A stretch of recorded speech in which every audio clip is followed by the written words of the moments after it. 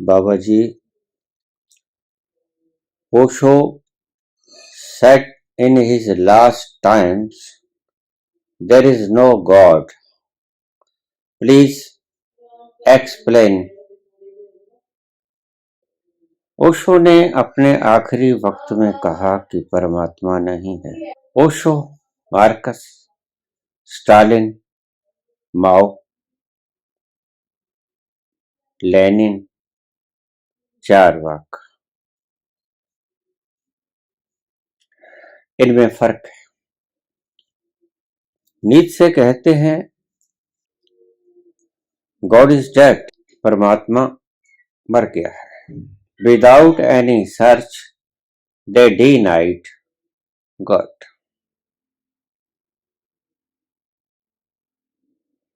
कहते हैं कि परमात्मा मर गया है। और आपको शायद पता होगा कि नीत्शे पागल खाने में मरा।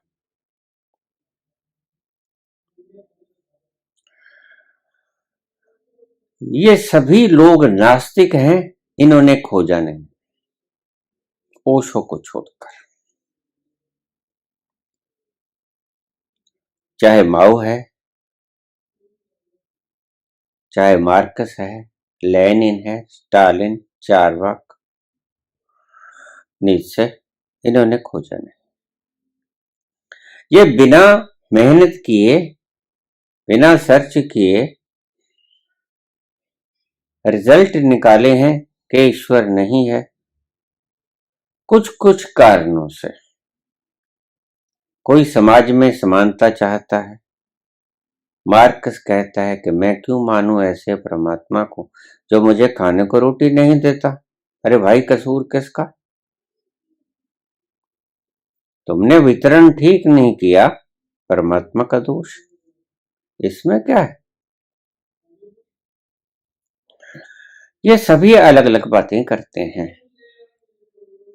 ज्यादातर ये लोग इसीलिए नहीं परमात्मा को इंकार करते कि परमात्मा नहीं है, इसीलिए इंकार करते हैं कि हमारी सामाजिक व्यवस्था, राजनीतिक व्यवस्था,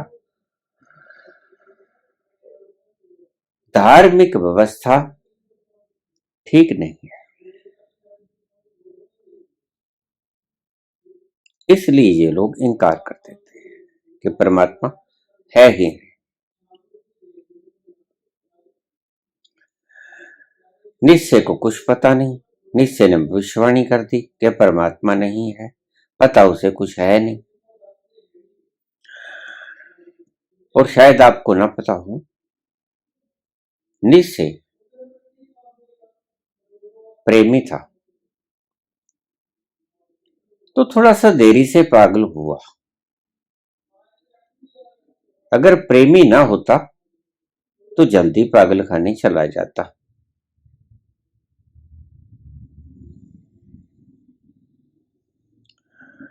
लव के ऊपर उसने बहुत सी कमेंट्स किए हैं।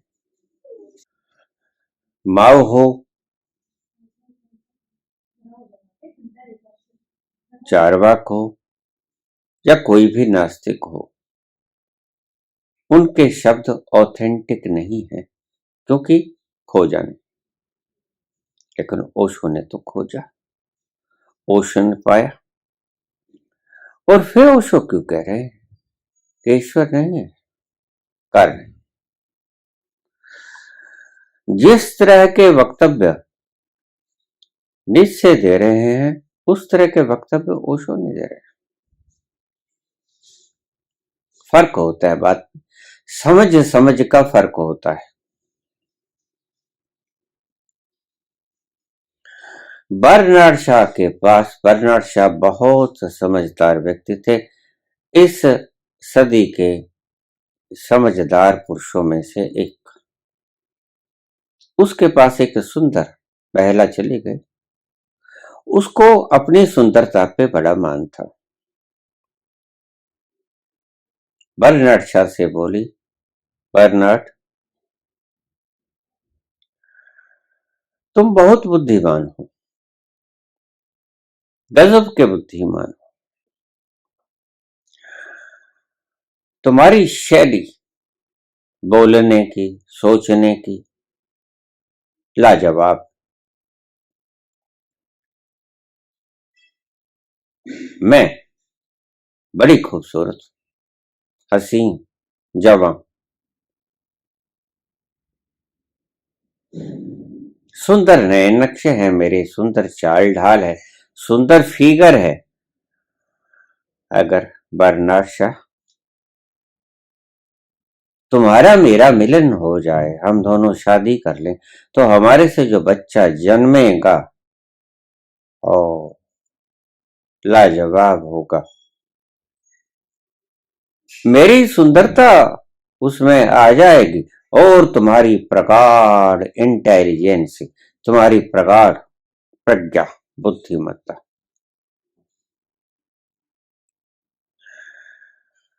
दुनिया का सर्वश्रेष्ठ बच्चा होगा वो।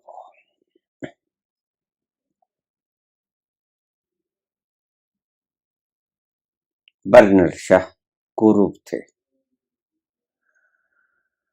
जैसे आध्यात्म के जगत में अष्टावक्र 8 जगह से टेढ़े मेढ़े थे, लेकिन विद्वान बहुत। कुरूप थे बर्नर्ड शाह। बर्नर्ड शाह मजाकिया भी बहुत थे। तो बर्नर्ड शाह कहने लगे, देवी तुमने कहा कि जो बच्चा पैदा होगा हमारे मिलने से, उसमें मेरी सुंदरता आ जाए और आपकी बुद्धिमत्ता आ जाए,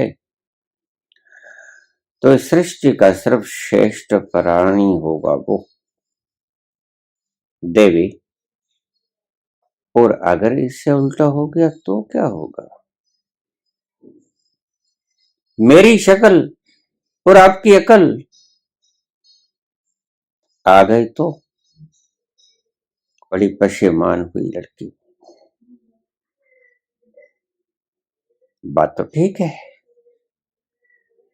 नीचे अपने ढंग से बात कहते हैं।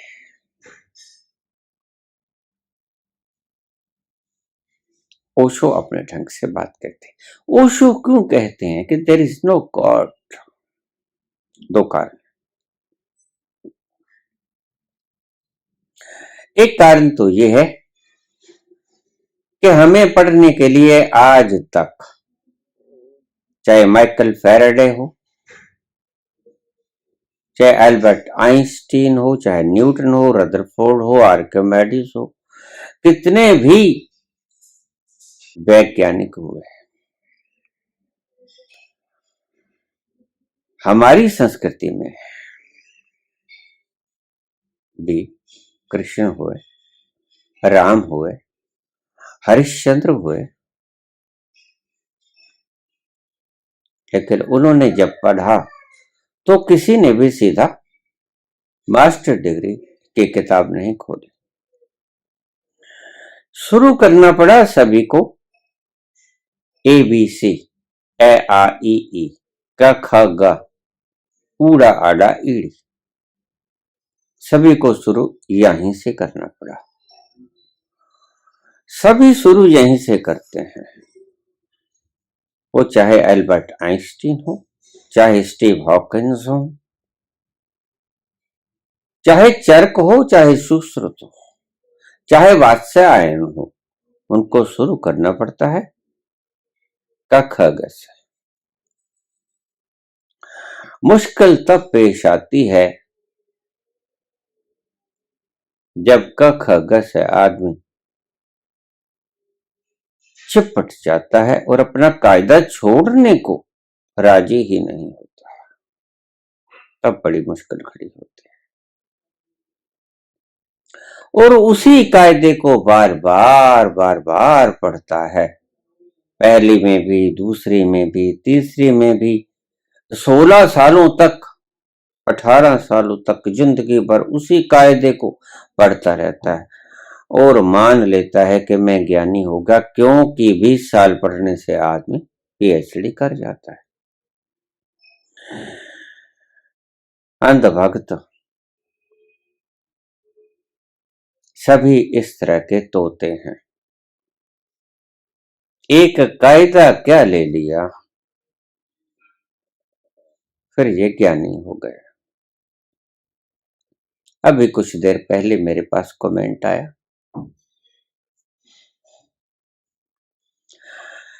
रामायण भी सही है, महाभारत भी सही है, उपनिषद भी सही है, वेद भी सही है, बाइबल कुरान भी सही है।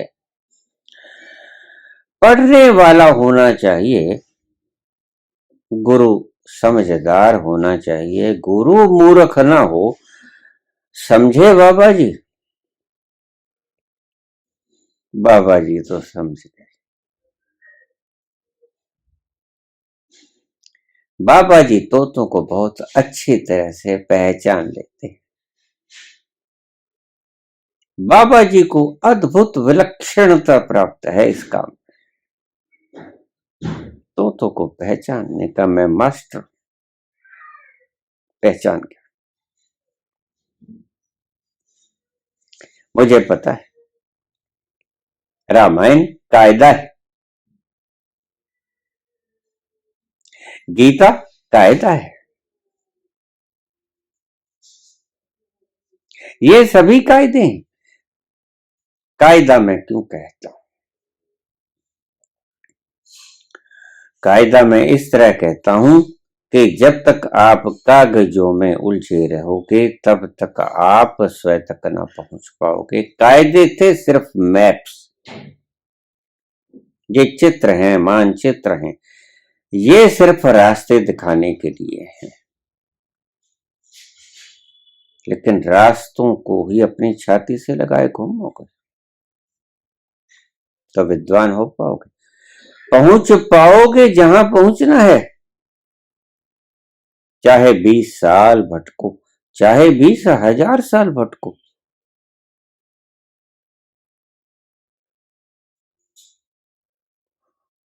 तुम कायदों से चिपके रहने वाले तोते हो। तुमने मैप्स को अपनी जेब में छाती के साथ लगा के घूम लिया है और उन्हीं मैप्स को लिए फिरते हो और ज्ञानी होने का दंभ पाल लेते हो, जबकि इन मैप्स के भीतर लिखा था कैसे कैसे चलना, कहां मोड़ आएगा, क्या रास्ता है, कहां कांटे, कहां स्पॉट मैदान, कहां कंटकीरा मार्ग, कहां ऊबड़ खाबड़ धरती, कहां राजपथ, कहां आएगा धाम, कहां आएगा मंदिर, कहां आएगा वन, कहां आएगा उपवन, सारा मैप। लेकिन तुम इस कायदों को अपने गले से लगाए फिरते हो, इस मैप को ना पहुंचो हो, ना पहुंचोगे, ना पहुंचे हो। कभी कोई नहीं पहुंचा है जिसने भी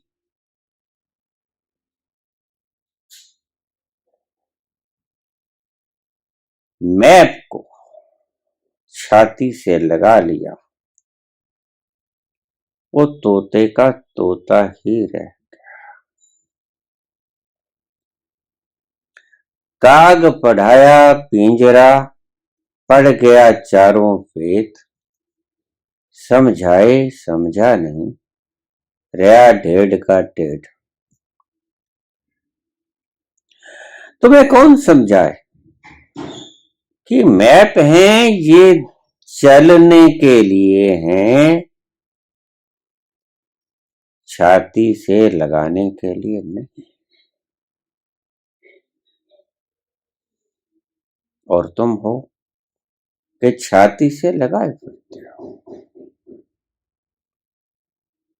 तुम कभी नहीं पहुंचोगे और तुम्हारे विचार भी कभी नहीं बदलेंगे। चाहे कृष्ण भगवान जिसकी तुम पूजा करते हो, जो रामायण भगवान राम की, जो गीता भगवान कृष्ण की, जो बाइबल ईसा की, जो कुरान मोहम्मद की, वो खुद भी तुम्हारे सामने आ जाएं।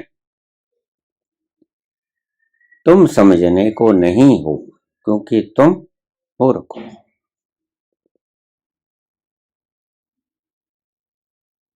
तुम्हें कायदे दिए गए थे ताकि तुम कायदों को पढ़ के इन अक्षरों को जोड़ना सीख जाओ और पढ़ना सीख जाओ। तुम अभी आ बा सा का ऊपर ही पड़े हो। इसीलिए मैं भविष्यवाणी करता हूं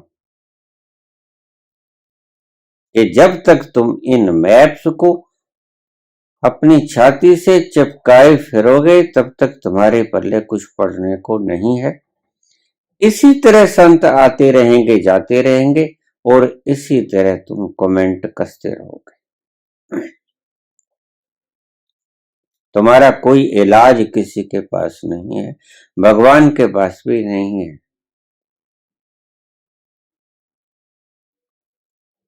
ये कायदे थे।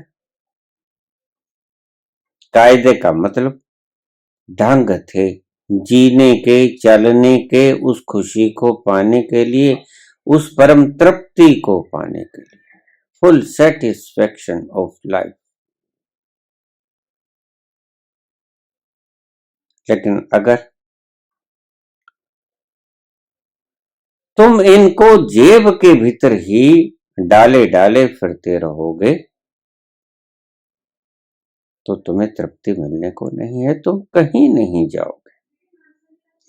यद्यपि सोच कितना ही लो कि हम बहुत चल लिए, लेकिन रहोगे वहीं कोल्हू के बैल की तरह।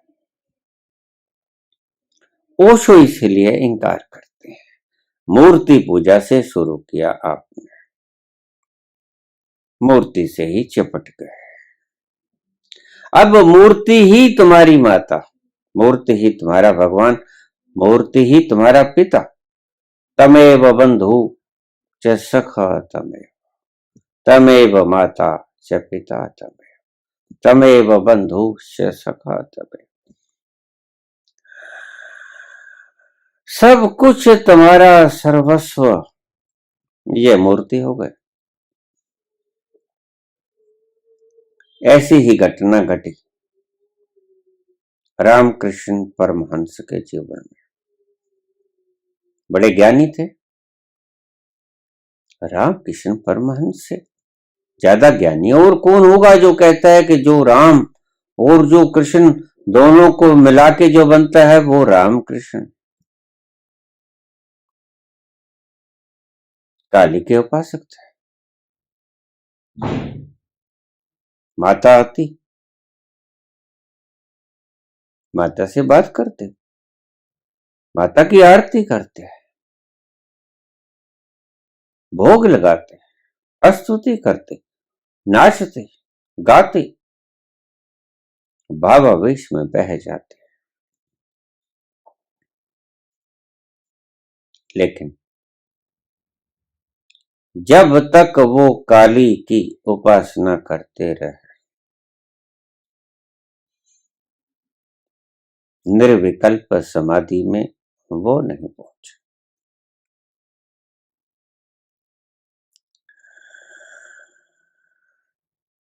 सविकल्प समाधि में ही रहे, वो निर्विकल्प में जा ही ना सके।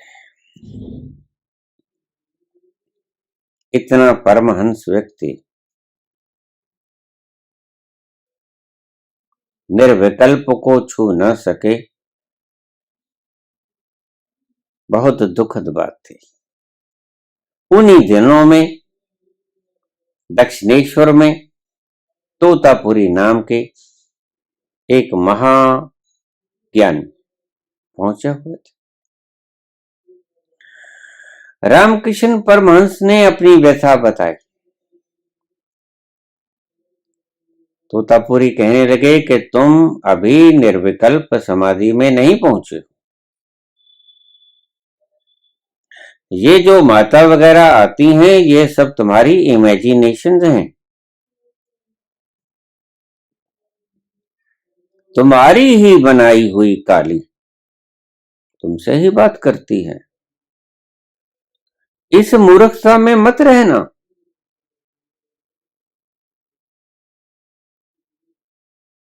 कि तुम्हारे काली नाम की देवी सिद्ध हो गई है। ऐसा कुछ नहीं, और ऐसा कुछ होता भी नहीं। मैं आपको समझा।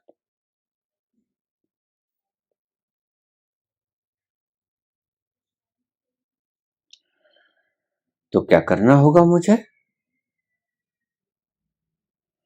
उसके लिए तुम्हें काली को मारना होगा। कपे, रामकृष्ण कपे। माता को मारूं मैं? आज तक जिसकी पूजा की, प्रार्थना की, सब कुछ उसकी कृपा से पाया, उसको मार दूं? हाँ। तोतापुरी बोले। अद्वैतवादी थे तोतापुरी, वेदांत के। हाँ, तुम्हें काली को मारना पड़ेगा। मार सकते हो?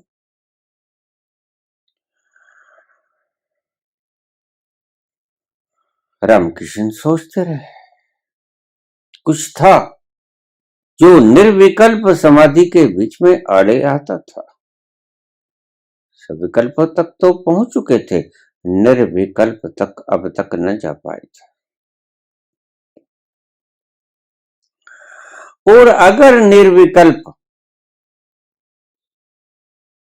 तक चले जाते तो भाव समाधि तक सीमित ना रहते। लोग समझते कि भाव समाधि में ये चले गए। अगर उनको चलते हुओं को रास्ते में कोई कह देता राम, बस वो गिर पड़ते। ऐसी अश्रु धारा बहती उनके भीतर से, और दिल ऐसा खुशी से लहरा उठता, तो भावुक होके गिर पड़ते। राम, भावावेश की समाधि, लेकिन सविकल्प समाधि थी।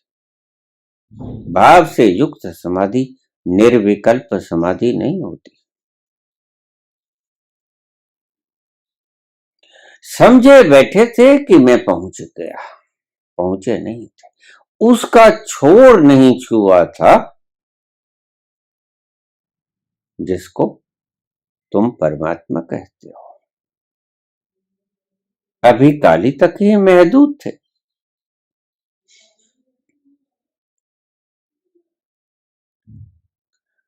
जैसा मैं कहूंगा वैसा करना पड़ेगा, तुम्हें निर्विकल्प समाधि मिल जाएगी। ठीक है, मान गए। रामकृष्ण रामकृष्ण बैठ गए, सामने तोतापुरी बैठ गए। तोतापुरी ने सारी बात समझाई कि तुमने आवाहन करना काली का, जब काली आ जाए तो तलवार उठाना और उसका गला काट देना, मार देना उसको। हैं? किसी तरह राजी हुए, बैठ गए, आंखें बंद की। तोतापुरी बोलना शुरू किए, अपने भीतर उतरे, काली पे आ गए। अब क्या दिख रहा है? काली माता। उठाओ तलवार और इसका सिर धड़ से अलग कर दो। रामकृष्ण तो कांपे, झटका लगा, बाहर आ गए। नहीं, मुझसे नहीं होगा, मैं ऐसा नहीं कर पाऊंगा। ठीक है। 4-5 दिन तोतापुरी रुके, रोज बैठ जाते, जब कहते काली को तलवार मारने की बात, बाहर आ जाते धुड़धुड़ा के। काली का गला न काट सके। मां को कैसे मारूं? मां को मारने के बिना निर्विकल्प नहीं मिलता। बहुत मुश्किल में पड़े तोतापुरी। एक दिन बोले रामकृष्ण से, कल मैं चला जाऊंगा, अगर तुम आज भी साधना के दौरान तुमने काली का शीश न काटा तो कल मैं चला जाऊंगा। बस आज की मेरी कक्षा आखिरी कक्षा होगी, तुम्हें पहुंचाने के लिए पहुंच सकते हो तो आज मौका है, कल मैं चला जाऊंगा। बड़ी मुश्किल से बैठे, पहुंचना चाहते थे निर्विकल्प में, पता उन्हें भी था कि मैं सब विकल्प में हूं, तो मैं कैसे करूं? तो रामकृष्ण से बोले तोतापुरी कि जिस वक्त काली आएगी, मैं तुम्हारे माथे के ऊपर एक कंच पड़ा था पास में, कंच से छेद दूंगा तुम्हारा माथा,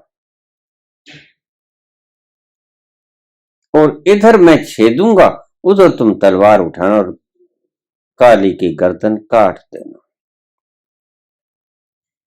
दर्द होगा तुम्हें, मैं तुम्हारे माथे के ऊपर काट दूंगा, कंच चुभो दूंगा, कंच से काट दूंगा, खून निकलेगा, दर्द होगा, और तुम तत्क्षण तलवार उठा और काट देना काली को। आज आखिरी दिन है, अगर न किया तो मैं चला जाऊंगा कल को। पूरे दृढ़ संकल्प के साथ रामकृष्ण बैठे, चलाते गए तोतापुरी। आखिर में पूछा, अब क्या दिख रहा है? कहता, माता आ गई काली। तो उसने कंच का टुकड़ा उठाया और माथे के ऊपर लगाया और माथा काट दिया, लहू लुहान। दर्द हुआ रामकृष्ण के, और रामकृष्ण ने उसने कहा तोतापुरी ने, उठाओ तलवार और काट दो इस काली। आखिरी बाधा थी काली। जैसे ही उसने कहा कि काट दो, और उसके दर्द हुआ, माथा कट गया था, खून बह रहा था। उसने तलवार उठाई, इमेजिनेशन की, क्योंकि इमेजिनेशन से ही बनाई थी काली। जो चीज इमेजिनेशन से बनाई जाती है वो इमेजिनेशन से ही काटी भी जाती है। तो तुम्हारा अनुभव नहीं है, तुमने आंखों नहीं देखी, वो चीज तुम्हारी परिकल्पना है, और परिकल्पना को काटने के लिए दूसरी परिकल्पना की जरूरत पड़ती है। काली भी कल्पना थी, तलवार भी कल्पना की बना ली गई। उठाई तलवार और धड़म से उसने काली का सर धड़ से अलग कर दिया। काली का सिर धड़ से अलग हुआ, आखिरी बाधा टूट गई और रामकृष्ण परमहंस निर्विकल्प समाधि में चले गए।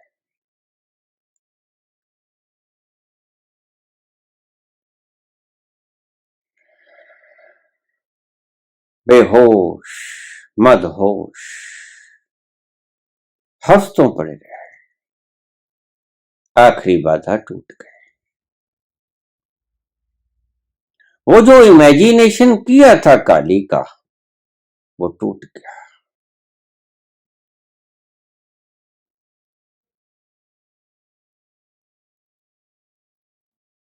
निर्विकल्प समाधि मिल गए।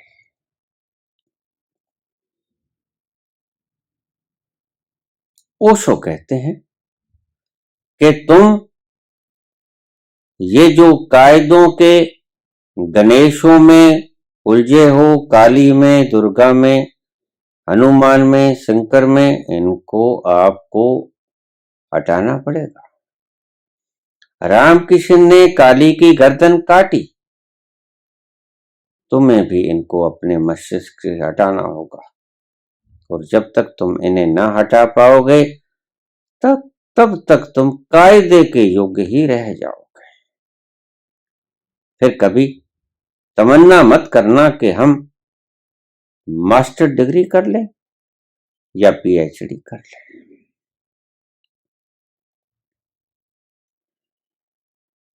तुम कायदा ही चिपकाए रहना, तुम कायदा ही चिपकाए रहोगे अगर इस तरह चले। तुम्हारी आंखों के आगे कितने बुद्ध आए, कितने चले गए। तुम आज भी इस संसार में अपने कायदे को छाती से घूमे करते, छाती से लगाए, जाते कहीं नहीं। आपके पास हर बात का जवाब है, लेकिन सिर्फ जवाब है, देखा तुमने कुछ भी नहीं। ये कायदा ही तुम्हारी जिंदगी, ये कायदा ही तुम्हारी जान है, ओशो ये कहते हैं कि ईश्वर नहीं है। ये जो तुम 1000 हाथ वाली परमात्मा बना देते हो, ऐसा कोई परमात्मा नहीं। ओशो इस तरह से परमात्मा को इंकार करते हैं। पहला कारण यह है। नीचे उस तरह से परमात्मा को इंकार करते हैं, सामाजिक व्यवस्था गलत है, राजनीतिक व्यवस्था गलत है, धार्मिक व्यवस्था गलत है। उनके ये कारण है, ओशो का ये कारण नहीं। ओशो का कारण कुछ और है। ओशो का कारण है कि इन कायदों से चिपटे हुए हो। ये 1000 हाथ वाले, ये परमात्मा नहीं है, ये ईश्वर नहीं है, ये तुम्हारे कायदे हैं, ये तुम्हारे मैप्स हैं, इनको फाड़ दो। जीवंत गुरु को मैप बना लो, वो जो रास्ता दिखाए उसके ऊपर चलो। लेकिन तुम्हारा क्या होगा? जिसने अपने बगल के भीतर रामायण दबा रखी है, जिसने अपने बगल के भीतर गीता दबा रखी है,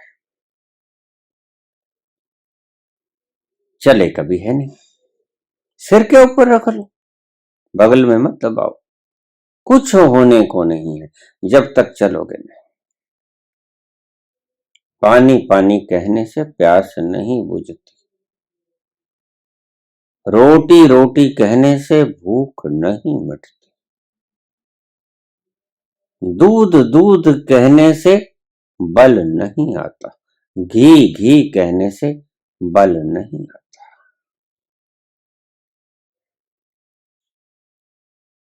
कैलोरीज के लिए कैलोरीज का अन्न लेना पड़ेगा, जैसा भी दूध हो, कार्बोहाइड्रेट हो, फैट हो, अन्न खाना पड़ेगा अगर कैलोरीज आपको चाहिए।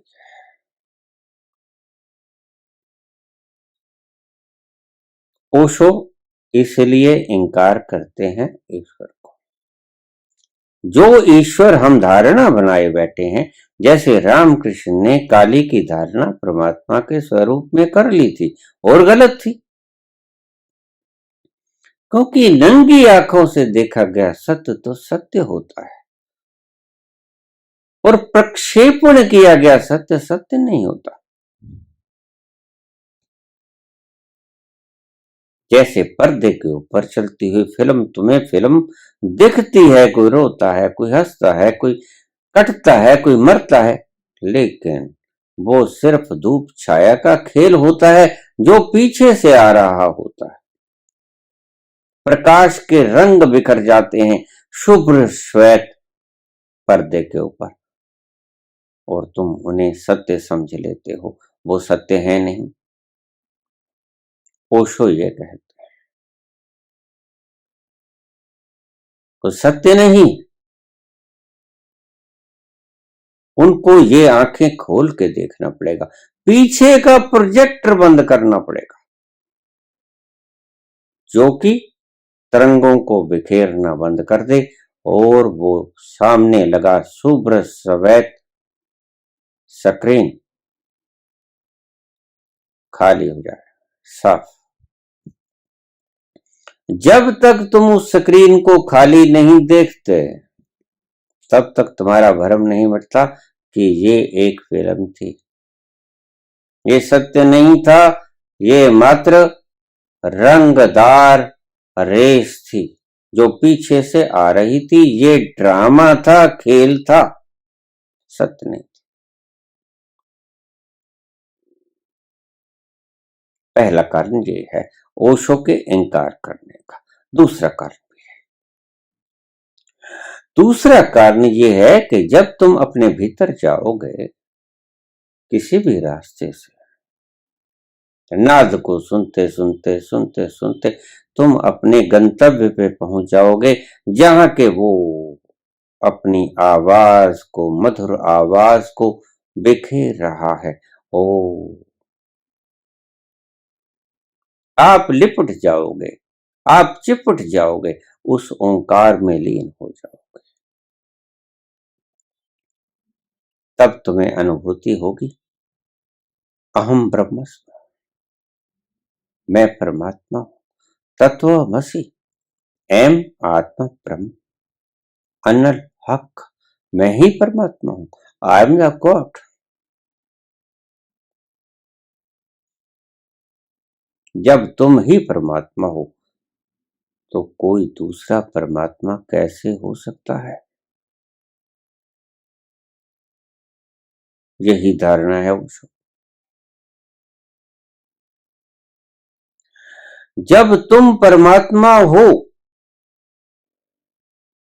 और किसी संत पुरुष ने अपने अनुभव से अपने आप को खुदा, खुद को खुदा जान लिया, सब भ्रम संशय टूट गए।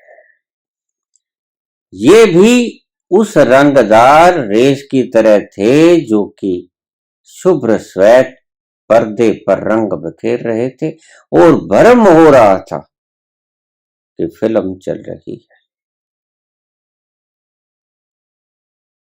कोई दूसरा परमात्मा नहीं, ये परमात्मा तो है ही नहीं जो तुमने बना लिए, अलग अलग रूप, रंग, सूरत, नैन, नक्श, चाल, ढाल, कहानियां, ये तो है ही नहीं।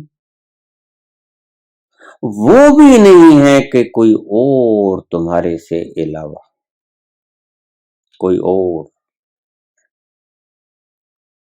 तुम ही परमात्मा हो।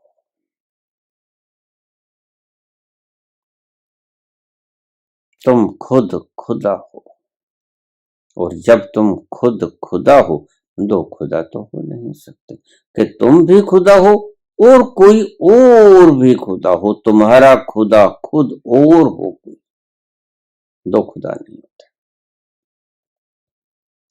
इस तरह से भी ओशो खुदा को, ईश्वर को इंकार करते हैं। इसीलिए कहते हैं गॉड डज नॉट एग्जिस्ट, परमात्मा नहीं। उस तरह परमात्मा नहीं है क्योंकि कायदा है। आप कायदे से आगे नहीं चले। आपने बिखरते रंगों की, स्क्रीन के ऊपर बिखरते रंगों की फिल्म चलती देख ली और उसको सच मान लिया, जबकि वो सच नहीं थी, झूठ थी। प्रोजेक्टर को बंद करना पड़ा तो आपको समझाए। और दूसरा ये कि जब भी कोई व्यक्ति एनलाइटेंड होता है, वो देखता है कि ये मैं नहीं हूं, जिसको मैं मानता हूं, अपना होना मानता हूं, मैं अपना होना मानता हूं, वो मैं हूं नहीं।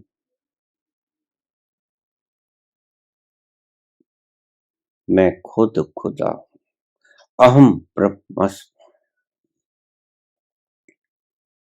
ये दो कारणों से ओशो ईश्वर को इनकार करते हैं। नीचे के ढंग से नहीं कि ईश्वर है ही नहीं, ईश्वर मर गया है, उसका कारण कोई और, उसका कारण नास्तिकता, ओशो का कारण आस्तिकता। देखिए, आस्तिक व्यक्ति ईश्वर को इनकार कर रहा है, मजे की बात। नास्तिक व्यक्ति निश्चय भी ईश्वर को इंकार करता है। आस्तिक जिसने परम सत्य को उपलब्ध कर लिया वो भी ईश्वर को इंकार कर रहा है।